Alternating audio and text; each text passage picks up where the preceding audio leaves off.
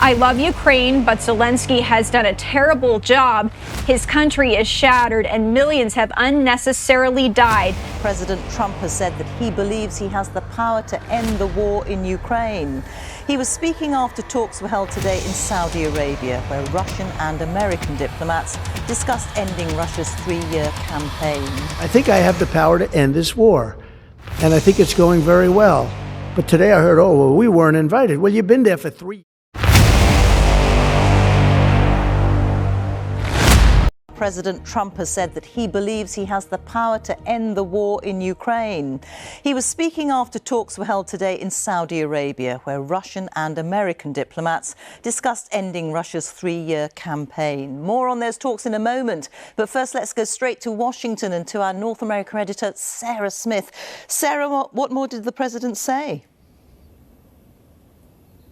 Well, he said he thinks he's the only person in the world who can end this war, as well as saying that he has the power to end it, and also repeating that if he had been in the White House 3 years ago, this war would never have begun. Now, he's said that before, but he's always implied that that was because Vladimir Putin would not have dared to invade Ukraine if Donald Trump had been the president of the United States. But speaking a few minutes ago from his Florida residence in Mar-a-Lago, he seemed to be blaming Ukraine for not having made a deal with Russia prior to the invasion. He seemed to be saying that if he had been in office, then he would have forced the deal that anybody, he said, could have negotiated a better deal where they would have given up a little bit of land, not too much, and been able to avoid this war. Have a listen to what he had to say.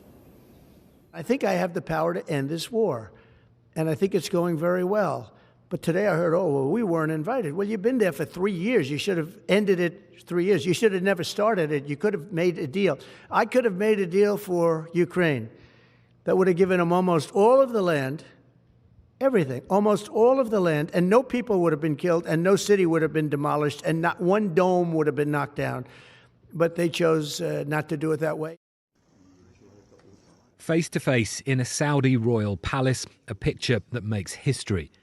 Here was the US, the biggest single backer of Ukraine, sitting down with its friend's enemy, Russia.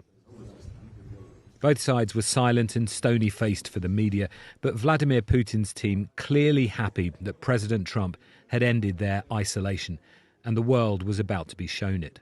We were brought in for a short amount of time at the very start of the meeting. So the doors opened, the press brought in, and then we saw that extraordinary scene. The first time any such face-to-face meeting has taken place at that level in 3 years. Amid the surging anxiety in Europe over these talks, I shouted questions for Marco Rubio. Is the US sidelining Ukraine, Mr. Secretary? What concessions will there be asked of Russia, Mr. Secretary? There was no answer, and the doors were firmly closed. If the US was demanding any concessions of Moscow, they weren't telling anyone else today. The Americans called the talks upbeat and constructive. They even had time to eat with the foreign minister they sanction.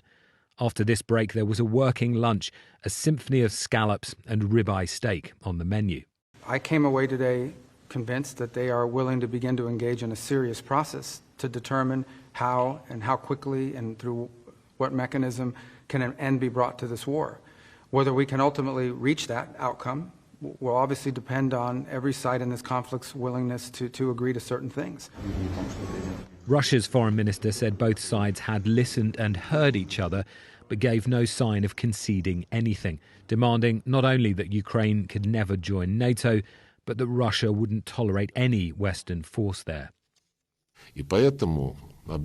We explained today the appearance of armed forces from NATO countries under a foreign flag, under the flag of the European Union, or under national flags does not change anything in this regard.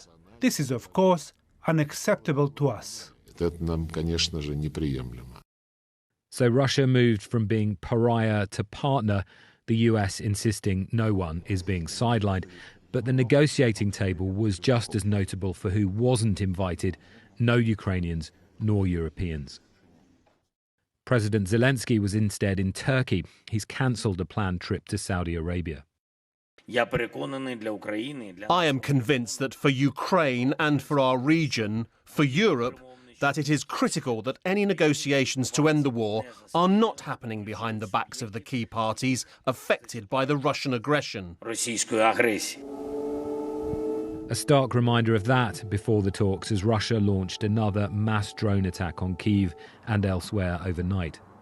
Today's events have so far done nothing to allay the biggest fears in Ukraine of being forced to accept an end to war on Russia's terms, with the peace being carved up between Moscow and Washington.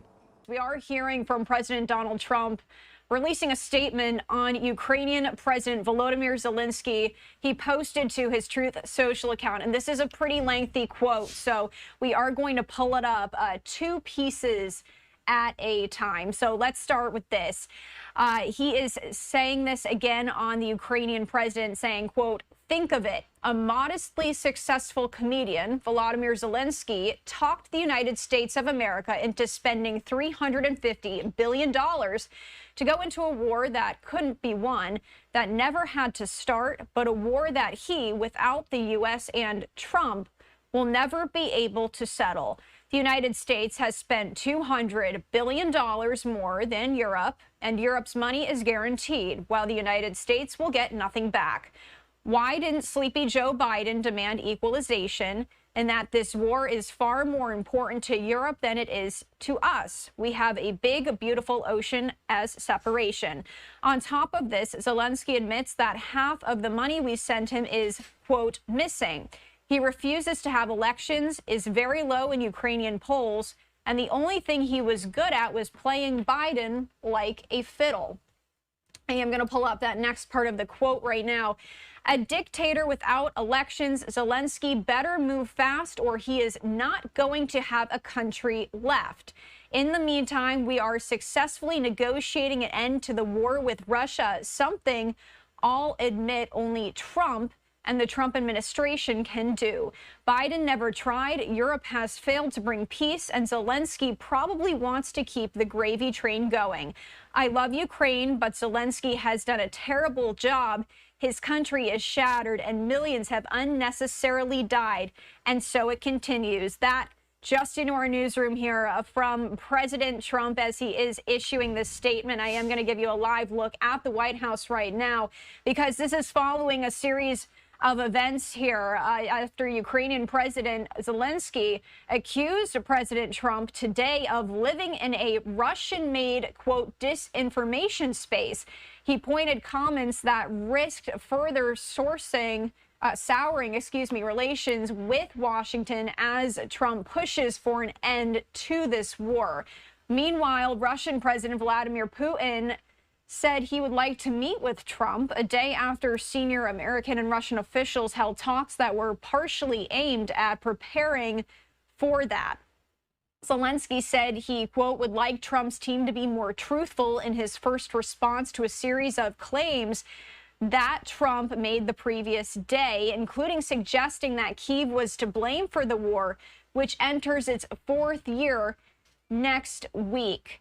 The comments from Trump and Zelensky were a back and forth between the leaders of these two countries that have been allies in recent years under President Biden, as the U.S. provided crucial military equipment to Kyiv to fend off the invasion and used its political weight to defend Ukraine and isolate Russia on the world stage. But the latest here, as this is rapidly developing, the Trump administration has started charting a new course, so to speak, reaching out to Russia and pushing for a peace deal. Senior officials from both countries held talks yesterday to discuss improving ties, negotiating an end to the war, and potentially preparing a meeting between Trump and Putin after years of frosty relations, we could call it.